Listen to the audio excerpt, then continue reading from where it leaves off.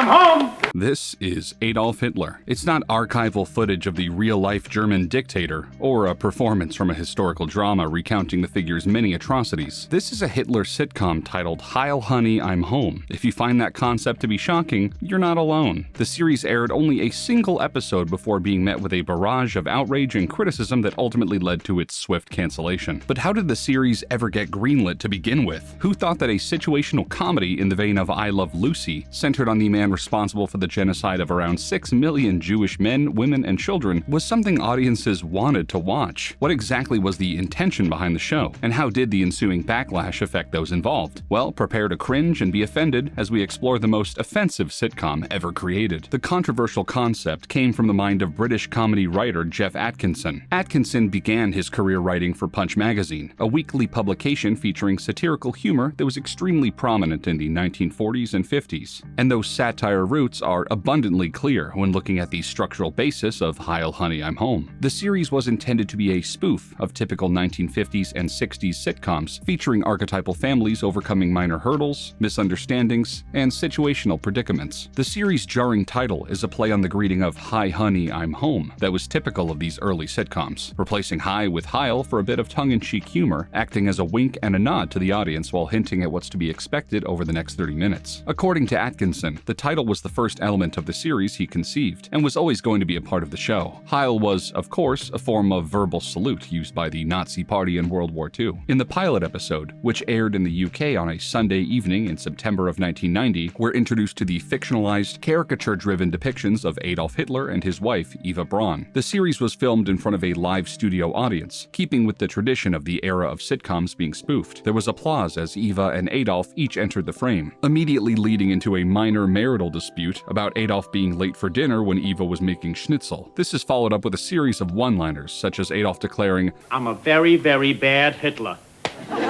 before slapping his own wrist and insisting, Babe, please! I'm the Fuhrer. while motioning to a portrait of himself mounted above the fireplace mantel. Each of these are followed by bouts of laughter from the audience. From the series' animated intro with an upbeat melodic theme song over the opening credits, the tone and concept of the series are abundantly clear. The Hitlers live in a modest apartment, reminiscent of the one that Lucy and Ricky Ricardo share in I Love Lucy. The characters speak with generic New York accents, rather than German ones, utilizing a delivery that closely resembles that of Jackie Gleason's Ralph in the iconic 1950 series The Honeymooners.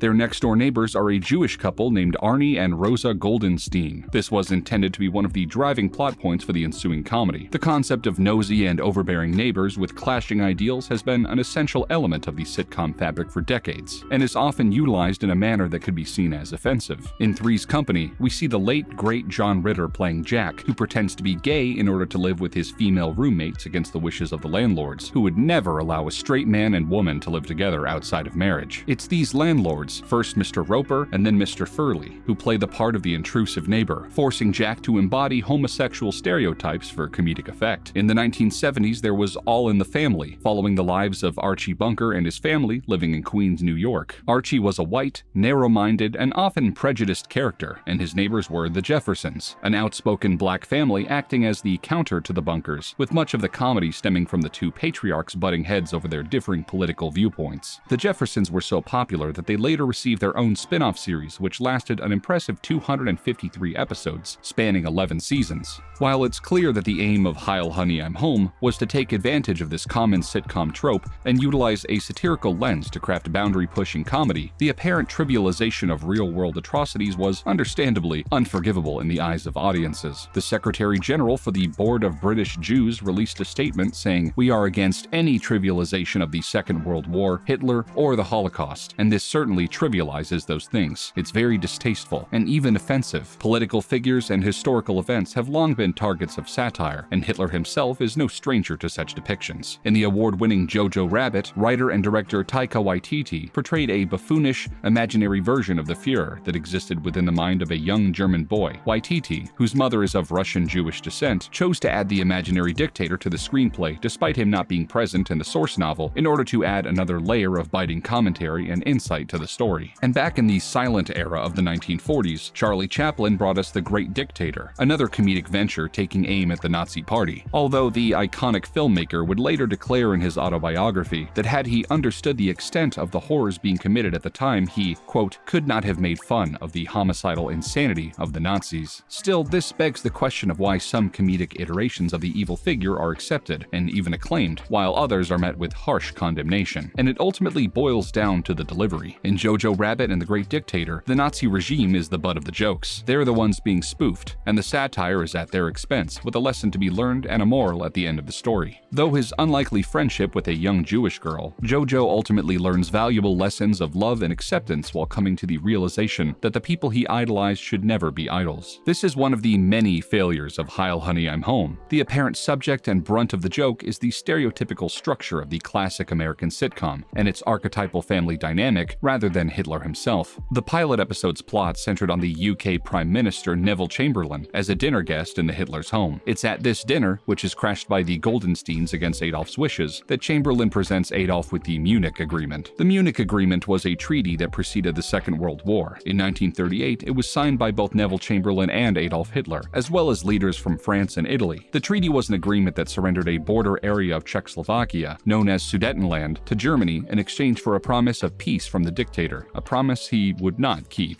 However, rather than exploring these significant real-world events with any depth, the series relies on generic jokes and simple gags to elicit a chuckle, like the Goldensteins becoming intoxicated and revealing to the Prime Minister that Adolf has tanks and battleships hidden and frequently speaks of invading foreign countries. Of course, the generic nature of the series is likely the point, clashing the simplicity of suburban life with a figure as monstrous as Hitler. During one interview, Atkinson spoke about the series' conceptions, saying, "My thinking was, how do you deal with a bully? There's an argument that it's equally good to destroy him once and for all by turning him into a joke, and who better to do that than the Jewish couple next door?" That was the simple driving force. While this logic is, at the very least, understandable, it's the execution that's lacking, prompting news outlets from across the globe, including the Los Angeles Times, to question the series' merits. In October of 1990, less than 1 month after the pilot episode aired, the LA Times published a damning article titled "The Führer in Britain: New Satellite Service Pins Its Hopes on Dangerous Hitler Sitcom." While it's debatable as to whether this type of content is, in fact, dangerous, it was undoubtedly a bold and risky move for a smaller and newer broadcasting service to take on such a sitcom. It originally aired on the satellite television channel Galaxy as part of its Galaxy Comedy Weekend. It followed an episode of Dad's Army, a series which starred distinguished English actor Arthur Lowe and was fittingly about the United Kingdom's Home Guard during World War II. During the closing credits of Dad's War, an announcer's voice could be heard declaring in a jovial tone, "And unless Arthur Lowe defeats him, it's the man himself in a few moments in Heil Honey I'm Home," as the Galaxy Comedy Weekend continues. Most of the outrage had begun to mount prior to the series ever hitting TVs. As production on the ill-fated sitcom waged on, people in charge began to have second thoughts. A new writer was brought on to oversee things, and series creator Jeff Atkinson was less and less involved. Under new supervision, the role of the Goldensteins, those pesky Jewish neighbors, was reduced. According to cast members, the series was looking less and less like what it was originally intended to be, with plotlines that focused not on political events, but mundane endeavors like Adolf struggling to build a shelf. These changes wouldn't matter though, because despite the series being ordered for 13 episodes, only 8 of them were ever filmed and only 1 of them ever aired. The 7 remaining episodes have remained unseen, and Heil Honey I'm Home has cemented itself in the realm of pop culture as the most offensive sitcom to ever exist.